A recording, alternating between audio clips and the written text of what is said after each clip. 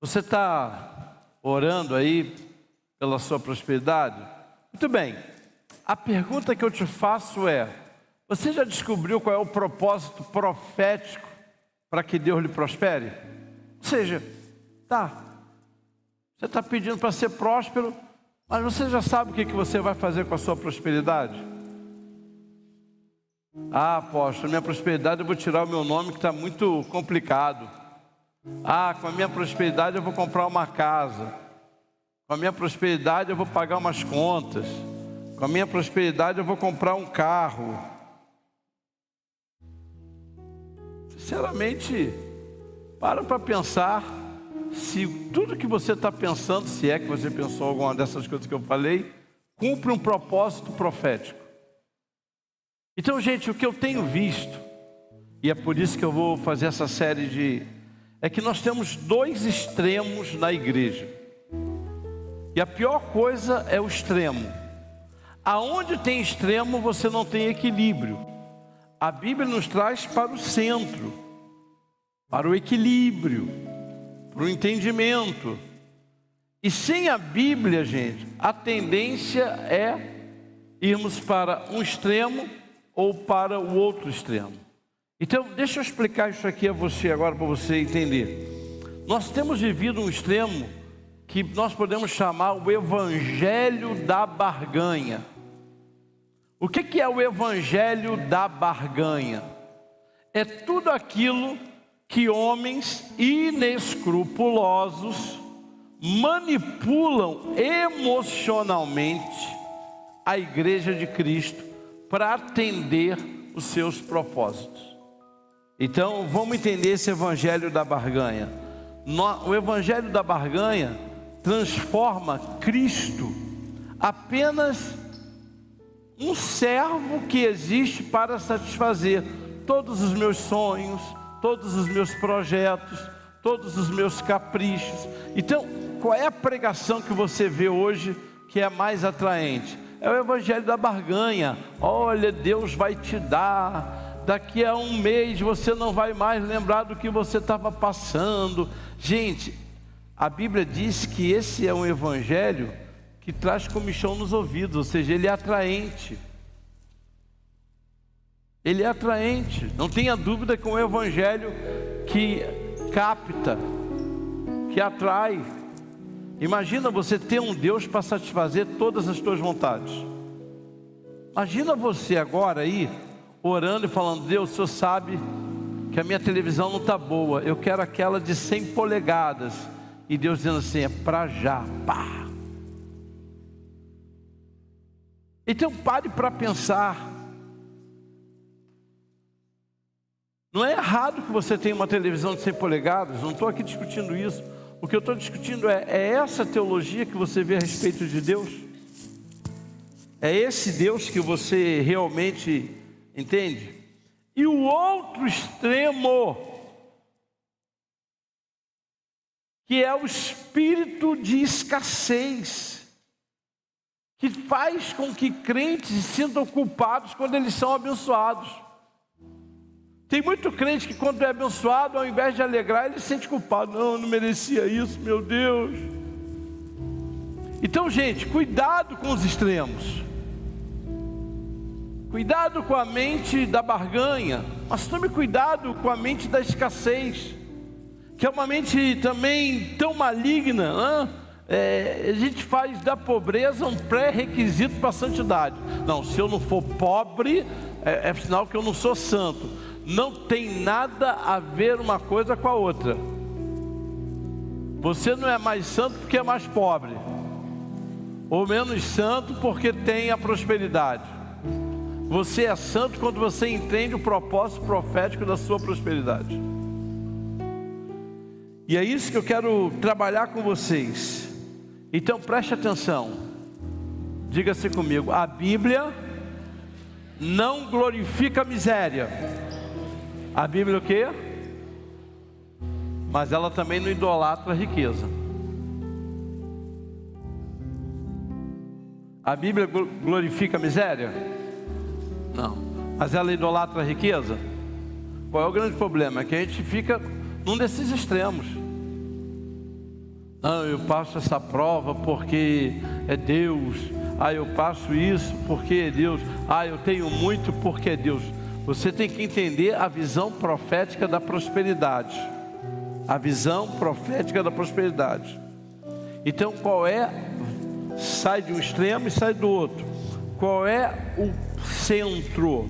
A Bíblia chama a prosperidade bíblica de mordomia.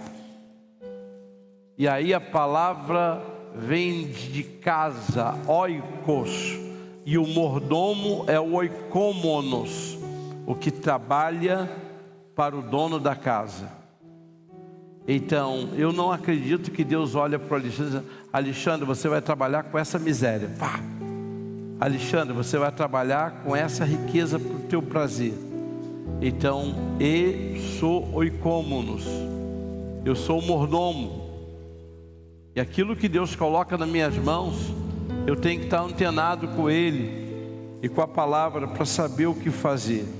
Então, gente, vamos entender claramente que o problema de Deus não é em prosperar você ou me prosperar, não é. O problema de nosso chama-se coração. Coração. Por quê? Volto a dizer, quem deseja ser próspero aqui? E qual é o legado que você vai deixar com a sua prosperidade? De um modo geral, eu quero ser próspero, mas eu não penso em legados espirituais. Gente, é por isso que na nossa igreja, toda vez que eu falo do ofertório, eu tenho 3 princípios. O primeiro princípio: como é que uma pessoa vai participar do ofertório de um Deus que ela não adora, que ela não serve? Então, tanto vocês que estão aqui quanto os que estão em casa, preste atenção. Você não veio aqui para mexer em dinheiro. Não é porque você não tem, ou não sei, mas é porque lhe falta o entendimento espiritual do ofertório. Você ainda não serve o dono da casa. Segundo motivo, porque eu sempre falo todos os cultos, tem a ver com o que Jesus falou. Olha, na hora que você for entregar a sua oferta, se você lembrar de que alguém tem algo contra você, deixa a sua oferta parada e vai lá se consertar. Gente, como é que uma pessoa magoada, ferida, ressentida vai poder ofertar? Ela não tem condições. E por último é dízimo. Dízimo é para ser entregue na igreja que eu congrego. Então, se eu faço parte... Tem alguém de alguma outra igreja nos visitando aqui hoje? Tem alguém de alguma outra igreja nos visitando? Muito bom. Que bom que você esteja aqui. Mas aí você vira para dizer: eu vou entregar meu dízimo aqui, que domingo eu não vou lá na igreja. Não, está errado. Você tem que entregar o dízimo na igreja que você congrega. Eu sou da igreja católica. Então é lá na igreja católica. Eu sou da Assembleia de Deus. Aqui só pode entregar o dízimo os que congregam aqui. E eu tenho que falar isso todos os cultos, porque você sabe que tem gente que não é o seu caso, que elas são desavisadas. Elas eu não vou domingo na igreja, não vou entregar meu... Está errado, gente. O dízimo você entrega na igreja em que eu congrego, em que eu sou alimentado. E olha, eu não estou falando isso porque você está aqui nos visitando, que é uma honra. Eu falo isso em quase todos os cultos. Só não falei nesses 2 últimos que nós não tínhamos visitantes. Vocês são testemunhas disso. Bom, mas agora, para dar base ao que eu estou falando, vamos ler a Bíblia, né? Porque senão, pessoal, Provérbios capítulo 11, versículo 4. Provérbios 11, 4. Riquezas não dão lucro no dia da ira, mas a justiça livra da morte. Gente, preste atenção. A prosperidade, segundo o coração de Deus, ela sai de um caminho e vai até o outro. A maioria das pessoas, quando pensam em prosperidade, elas atrelam a prosperidade ao acúmulo. Eu vou ter mais, eu vou ganhar mais, eu vou guardar mais. Deus dá para a minha prosperidade propósito. Então, aqui mora o X da questão. Você quer acumular ou que Deus te dê propósito? Porque, gente, para acumular você não precisa de Deus, você precisa de um banco, de uma corretora. Você vai botando lá, vai aplicando, aplica em criptomoeda, aplica em renda fixa, renda variável. Agora, se você quer prosperar, você tem que entender o propósito de Deus para a sua prosperidade. E é isso que eu vejo a maior dificuldade. E nesse versículo, gente, olha ali, ó. Cadê o versículo? Põe para mim o versículo. Versículo 4 de As riquezas não dão lucro no dia da ira. Aí você deve estar pensando o seguinte: como assim que as riquezas não dão lucro no dia da ira? A ira ali não é o meu dia, não, nem o seu. A ira ali é a ira divina, ou seja, o dia do julgamento, o dia em que Deus chama para prestar contas. Então, exatamente seria o seguinte, e essa é a primeira lição, gente, é que prosperidade para quem não serve ao Senhor, prosperidade para quem não tem a mente de Cristo, acha que não vai ter prazo de validade, mas a prosperidade do servo de Deus tem. Olha, para ira ela não serve. Você imagina uma pessoa que prosperou, chega no dia da ira, na volta de Cristo, não faz a menor diferença se ela prosperou ou se ela não prosperou. Então preste atenção, o dinheiro tem poder para comprar muita coisa, sim ou não? Mas ele pode comprar salvação? Então entenda a prosperidade com propósito. O dinheiro pode comprar muita coisa, pode ou não pode? Mas ele pode remover pecado? Não. O dinheiro pode trazer muita coisa, pode ou não pode? Mas não pode trazer paz. Não tem como. Então, o que Jesus vai dizer lá em Marcos capítulo 8? Ele diz assim, ele conta a parábola e a pessoa diz assim: alma, come, bebe, fica folgada, porque tem muito em depósito. Aí Jesus diz assim: louco, essa noite pedirão a tua alma, e para quem será a tua riqueza? Tem gente que acumula. O cara não gastava com a esposa, não passeava, apóstolo, porque ele queria criptomoeda, porque ele queria guardar dinheiro. Ele morre, a esposa vai pegar aquele dinheiro, vai passear, vai gastar. É ou não é? É por isso que eu não vou deixar nada para você. Ela tem todas as senhas. Nós temos o hábito de anotar. Ela tem todas as senhas.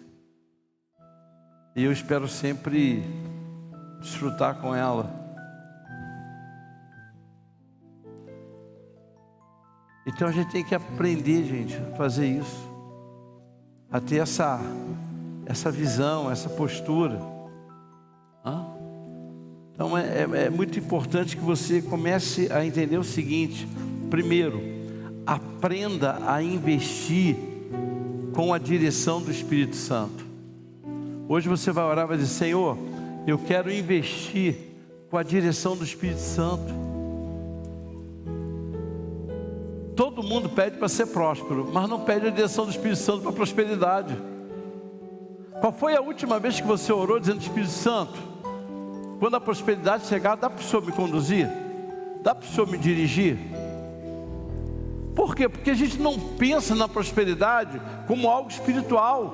Nós pensamos na prosperidade como algo material. O dinheiro vai vir e você sabe o que vai fazer. Esse é o problema, apóstolo. Nós não temos uma mente espiritual para a prosperidade. Você está orando para Deus te abençoar financeiramente. Na tua cabeça já está tudo engatilhado ali, tudo arrumadinho para essa prosperidade que Deus vai te dar. Aí a pergunta é: você quer algo de Deus e não quer saber da parte de Deus como você vai desfrutar disso?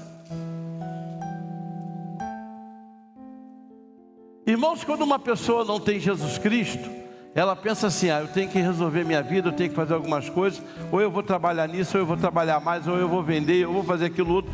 E ela está certa. porque ela não tem uma direção espiritual. Agora, eu e você temos uma direção espiritual, e nós não desfrutamos dessa direção.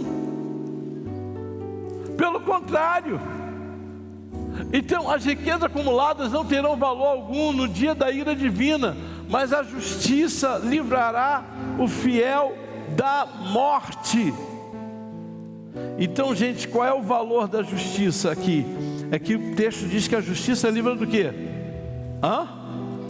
Livra do quê? Mas não a prosperidade. Pelo contrário, tem gente que depois que for próspera começou a matar. Mata com palavras, mata com atitude, mata com tudo. Então, gente, você começa a prosperar quando você passa a investir naquilo que não apodrece,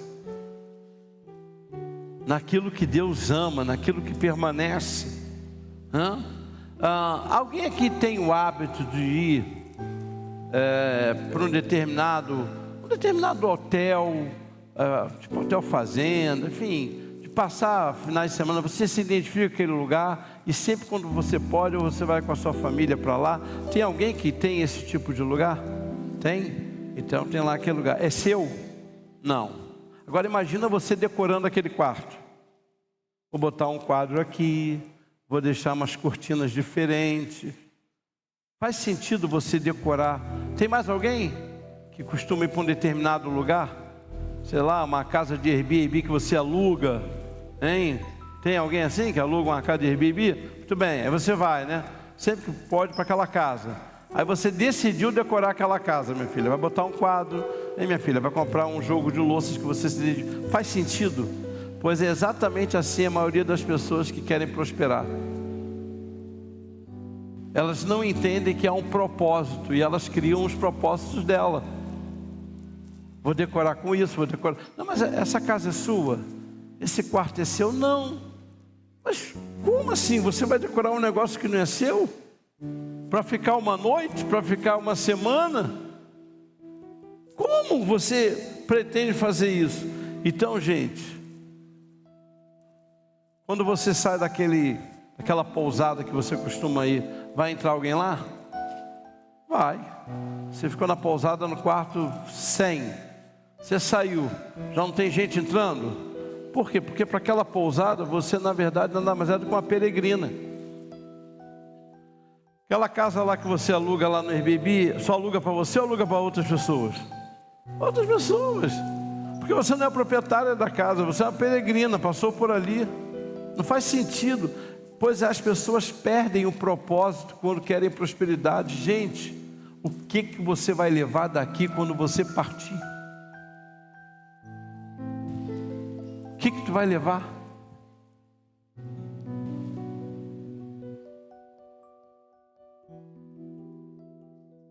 Me lembro de uma história de um camarada que ia morrer e tal, aquela coisa toda.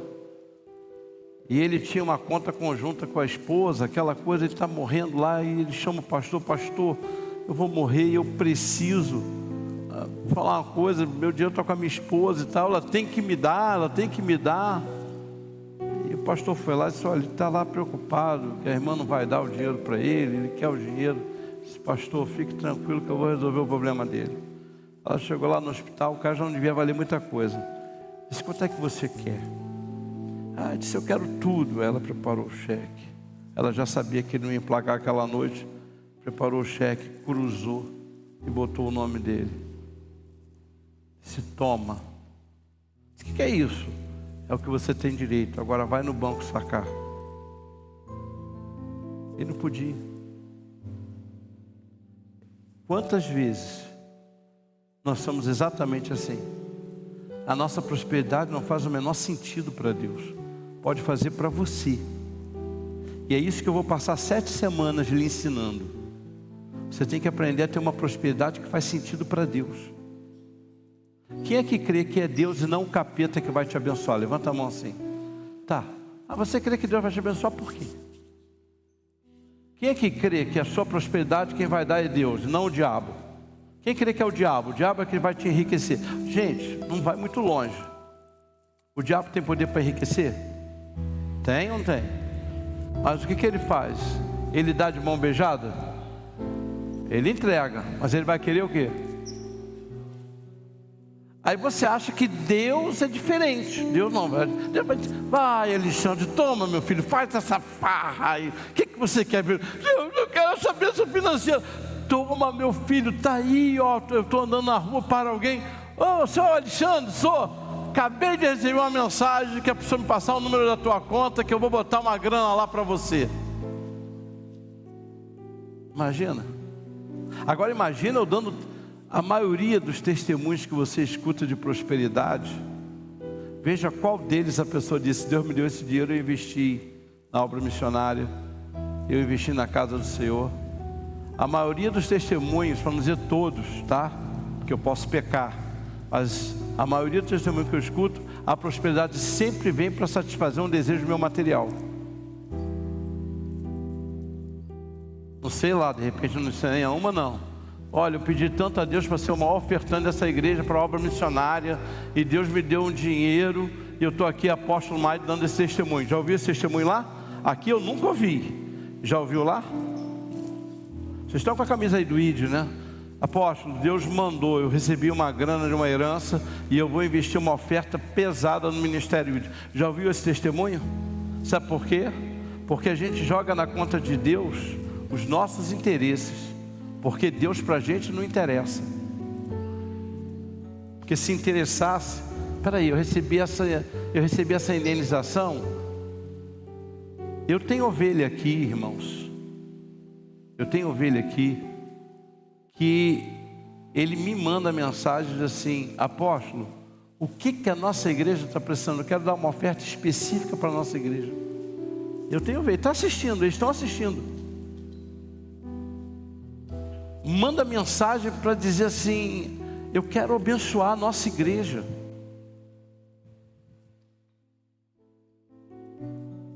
Você já alguma vez já fez isso? Não, né? Porque na nossa cabeça a prosperidade não combina com a igreja. Combina com aquela televisão, com aquele carro, com aquela casa. É o que a gente lê. Olha, eu estava na Pindaíbe, de repente saiu um dinheiro, bebê. Mas daquele dinheiro, quanto você separou ali para honrar o Senhor?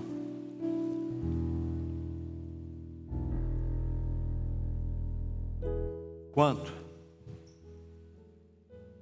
Irmãos, não é bom que pregadores deem testemunho. Mas quem caminha comigo sabe disso. Não tenho apego a nada. Nada. Deus falou, vai. Eu tenho orado por uma situação de um terreno que eu já dei para a igreja. Deus vai mandar o comprador, tudo. Está lá, Deus disse. Era um terreno que resolvia esse ano todinho dos meus filhos na faculdade até o final de 2027, se eu vendesse. Deus disse, eu quero ele para mim. É que o diabo entrou no meio e está atrapalhando o negócio. Mas ele vai sair. E todo o valor vai ser, Senhor, é para ti. Mas e a Mariana, e a Maria Clara e o Davi? Não é possível que eu vou entregar para Deus e Deus vai dizer, agora meu filho, tu está lascado, é contigo mesmo. Eu sei o dono da prata e do ouro que eu sirvo. Eu estava aqui olhando, eu botei no meu coração, disse, quer saber uma coisa? Eu vou pintar essa igreja. Vou comprar uma lata, vou comprar uma tinta. E comprei, daqui a pouco o telefone toca, apóstolo, eu estava aqui em oração e eu senti um desejo. Tem alguma coisa que eu possa abençoar a minha igreja? Disse, olha, eu decidi que eu vou pintar. Então também vou colaborar. E é assim que Deus faz, irmãos. Mas por que não sai do dinheiro da tesouraria? Porque se Deus tocar no nosso coração, você faz para Ele e não pela instituição. É isso que as pessoas não entendem. A igreja se move pela instituição. Manter isso aqui, você não tem ideia do que se gasta aqui. E vou te dizer uma coisa, Deus vai honrando a gente de uma tal forma, por conta disso aqui, olha. Segunda coisa, é o propósito profético para a sua prosperidade. Eu termino aqui. Eu te abençoarei e tu serás uma bênção. Olha que coisa. Alexandre, eu vou te abençoar e você será uma bênção. Ora, se a riqueza é algo temporal, é ou não é? Sim ou não, gente? é algo temporal, sim ou não? Então por que Ele permite que a gente tenha riqueza? Já parou para pensar nisso? Já parou para pensar? Então preste atenção. Aí você vai entender do acúmulo para o propósito. Deus nunca vai te prosperar para você ser uma represa. Deus vai te prosperar para você ser canal. Vocês que estão em casa aí, irmãos, quando nós tocamos o telhado, pessoas começaram, veio oferta de São Paulo de R$1.000, veio oferta dos Estados Unidos, veio oferta do México, é uma loucura, de outros estados, e gente dizendo, não, eu conheço a seriedade dessa obra, conheço a seriedade do Cian, e não ficou ninguém decepcionado. Então, preste atenção, Deus não vai te prosperar enquanto você tiver a mente de represa. Deus vai escancarar quando você tiver a mente de canal. Tudo que Deus botar na minha mão vai fluir para o reino dEle, porque eu faço parte do reino dEle aqui na terra. Deus está procurando gente que aceite ser canal de provisão dEle para escoar, para avançar. Mas o que o diabo coloca no nosso coração? Medo. Medo, gente. José foi represa ou foi canal? Canal. Por quê? Porque através dele Deus não permitiu que a terra toda acabasse com fome. Atos 16 fala de uma mulher chamada Lídia. E se você estuda a história de Lídia, ela era empreendedora, ela era uma profissional. Ela tinha uma empresa. Pois a Bíblia diz que ela investia o patrimônio dela financiava a obra missionária, as viagens missionárias. Então, meu amado, a tua prosperidade tem dois caminhos, ou caminho, e aí cada um tem que avaliar aqui, porque não sou eu que tenho que avaliar isso, do egoísmo, ou caminho da vontade de Deus. Por isso nessa noite eu queria orar.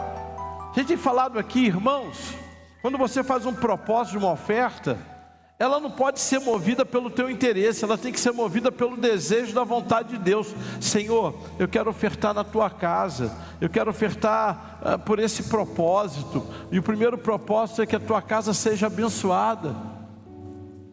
E depois que a tua casa for abençoada, depois que a obra missionária for abençoada, achando o Senhor, querendo o Senhor, que a bênção chegue em mim. Qual foi a última vez que você orou assim?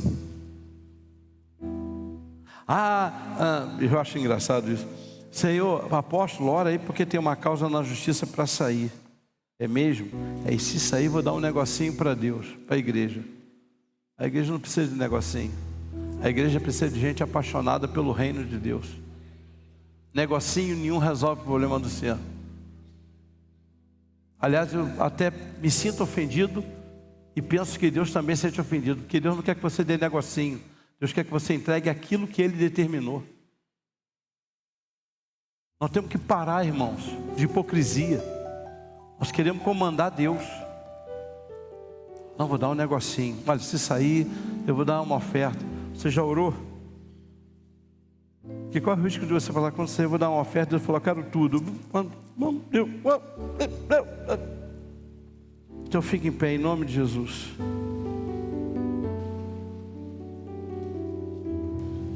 A prosperidade bíblica não é sobre o que você vai receber. A prosperidade bíblica diz sobre como você lida com aquilo que Deus já te deu. Jesus disse, se você for fiel no pouco, sobre o muito eu te colocarei. Quando é que o crente chega no muito? Diga assim, quando ele é fiel no... Por favor, me responda, quando é que o crente chega no muito? Se eu não sou fiel no pouco, Deus vai me colocar no muito, por quê? E olha, sem medo de errar, quanto mais avarento você for, mais você vai ficar ouvindo notícia de outra gente prosperando. Sabia disso? Pessoa que é avarenta, o diabo só fica fulano, é mesmo? Vamos orar para Deus nos libertar do espírito de avareza, gente. A gente fica botando a culpa naquela pessoa que prospera. Mas ele também Não, você tem que ser, nós vamos quebrar o espírito de avareza. Senhor, eu quero investir na tua obra. Então você que está ouvindo, e eu falei com a pessoa hoje, Senhor apóstolo, não vou poder ir hoje presencialmente. Quando eu preparei essa mensagem, eu lembrei de você, porque vejo o seu coração e de muitos que são apaixonados por fazer a obra do Senhor. Não se contentam em entregar o dízimo, sua oferta, não.